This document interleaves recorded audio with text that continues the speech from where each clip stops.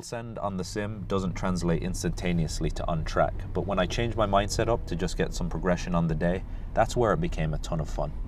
You're doing great. I mean, and you're smooth too.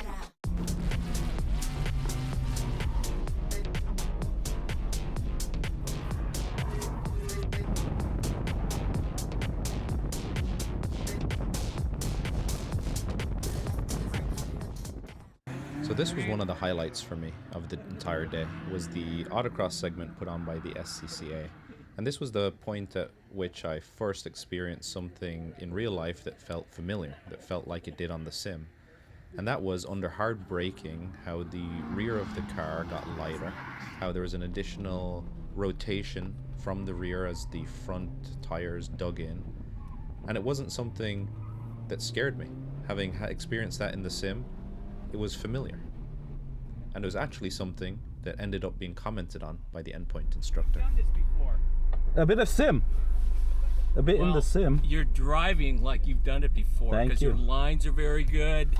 Your car control is great. And Thank you. You got the perfect amount of aggressive. This gentleman was the GOAT for giving everybody really great tips, but also just tons of encouragement. This guy was fantastic.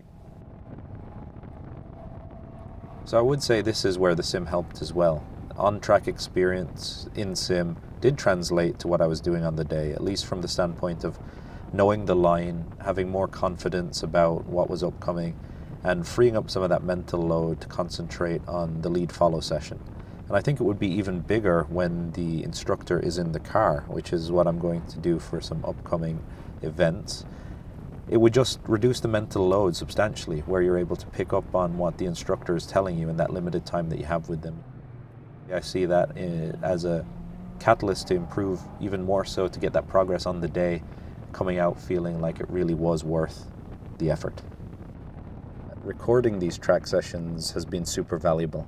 It's allowed me to identify some of the mistakes I was making. Watching back the footage when I'm doing this audio overlay, I've noticed that I reach for the shifter early, on some occasions, not always, and also that during the braking zones my commitment to heel toe isn't there. There's hesitation, and that's because I'm not used to it, I'm not practiced in it, but it's allowed me to identify these two things that I really want to get into detail with the next time I have an instructor in the car.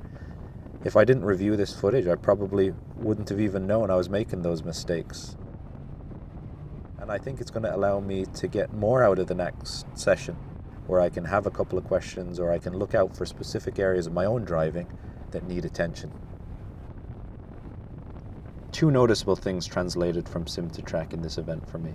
It was the added rotation under braking that I experienced on the autocross segment, and then the on-track knowledge that running in the sim a week prior had given me, the track awareness, the line, braking points, etc. So how was my first experience of the year? In a word, was brilliant. The professionals that put on the clinic, the volunteers and instructors, all made it such a welcoming experience.